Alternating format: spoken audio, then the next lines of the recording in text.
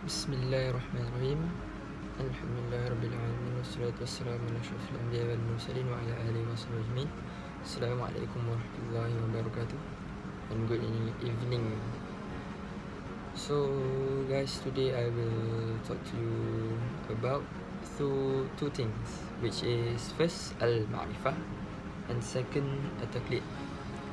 So al-ma'rifah can be classified into three madhab, which is first madhab al-Ash'ariyah, which is our madhab ahli sunnah wa jama'ah, and second madhab al-Mu'tazilah, and the third one is madhab al-Maturidiyah. So in madhab al-Maturidiyah, they the founder of Madhab Maturidiyah, which is Sheikh Abu Mansur al-Maturidi from Shia, says that the akal, or our mind,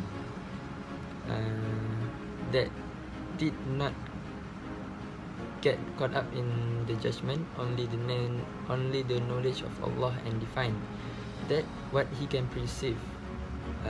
So in other words, if there is no law or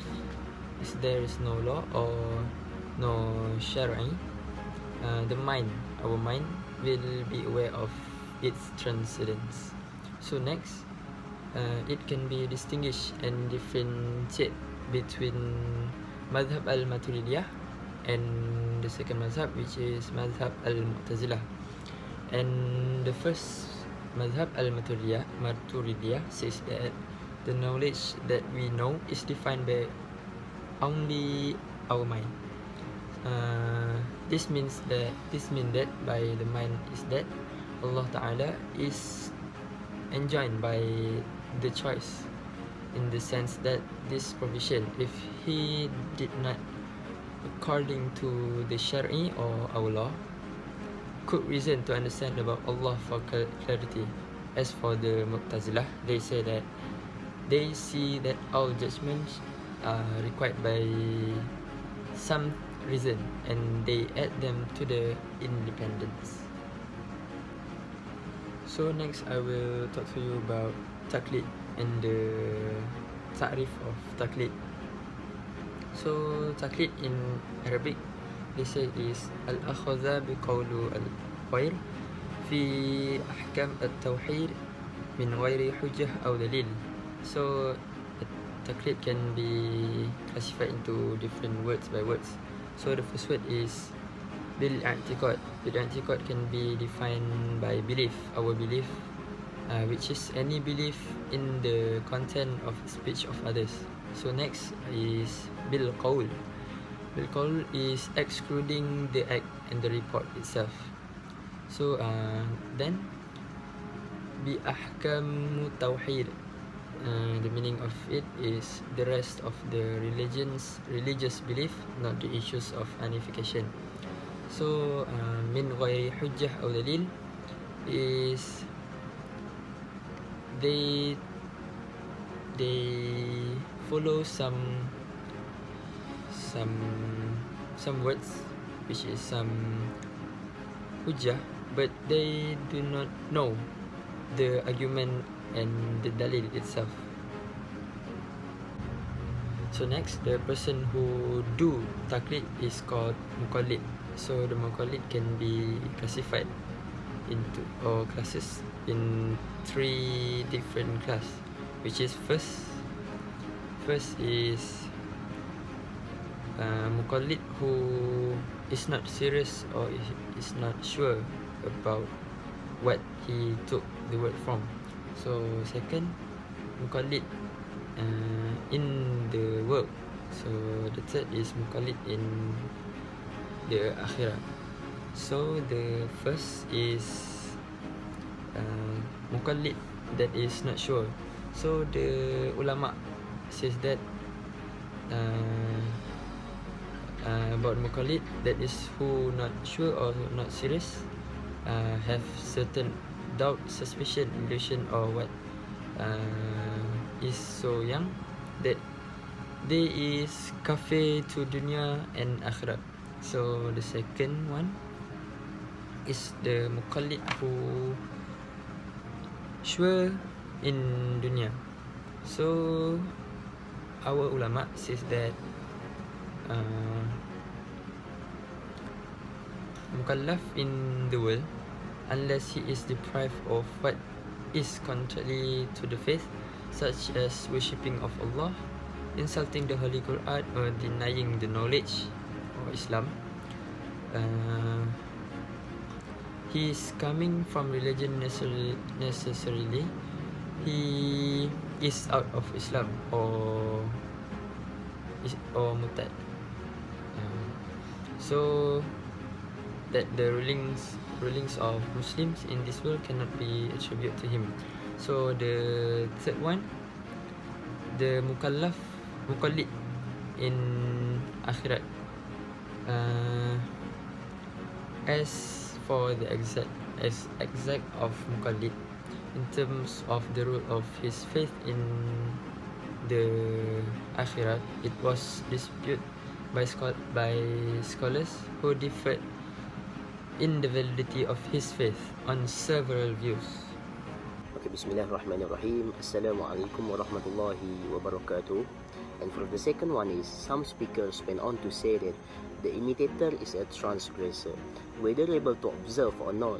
They said that imitation can suffice the religious creed, and if not, it is not permissible because imitation is haram. And the imitator is a transgressor, whether he has the qualification to consider and infer or not. And from the word, to know is one of the subordinate obligation. Whoever omit the knowledge is considered as who disobeys.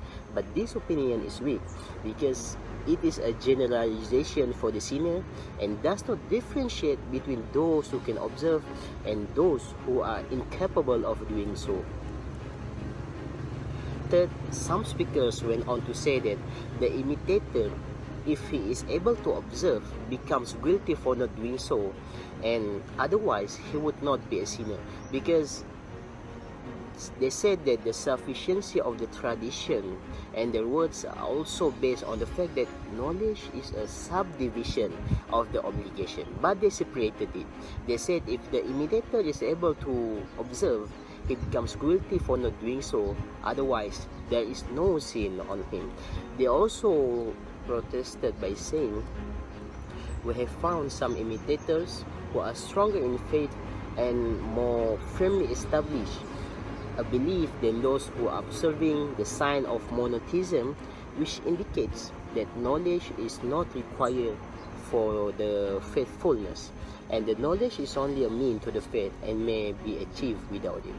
And some speakers went on to say that by following of the definitive text is the true faith, and who follow other than that has no valid faith. They also went on to say that whoever follow the text of the Holy Quran and the noble Sunnah of Prophet Muhammad sallallahu alaihi wasallam has the correct faith, follow absolute imitation to the proof, and those who imitate others has incorrect faith, as they also deduce that it is possible to say that the imitation of the Holy Quran and the Sunnah of Prophet Muhammad sallallahu alaihi wasallam is a tradition of the Prophet. The last one, some speakers went on to say that the imitator has true faith and that the deduction of religious belief is haram. They also went like their predecessor to say that the tradition is sufficient, but violated their predecessor by saying that observing and deducing religious belief is haram. It should be noted that these two last statements are based on no any requirement to know, and so that they are not being counted for violating the consensus. However, if the facilitation is the base, which is one of the rule of Islam said by the definitive text, such as saying A'udhu billahi minash-shaytanir rajim, yuridu Allahu bikumul yusra wa la yuridu bikumul usra, means Allah intends for your ease and does not intend for your hardship. Surah Al-Baqarah.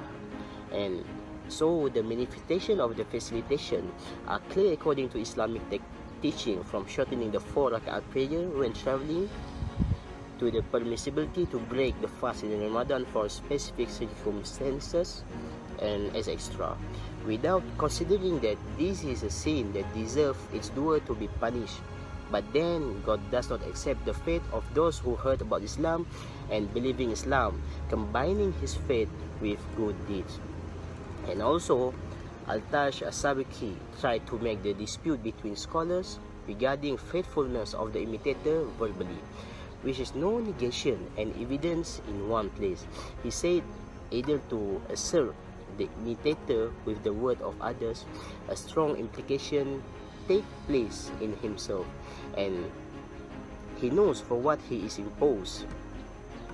Not returning from his religion, if the imitator return, his faith is sufficient, but he is considered disobey for diverting the view. If he is able to observe, this is from the view that states the sufficiency of tradition. But if the imitator does not assert that in this way that is framed by weak assertion, which if the imitator return, he would return from imitating him. And the truth is that the different opinion among scholars regarding the imitator who is assertive but who is not assertive, there is no dispute in his belief. In his disbelief, I said, which make us say that dispute between them is real, not verbal. That's all. Thank you.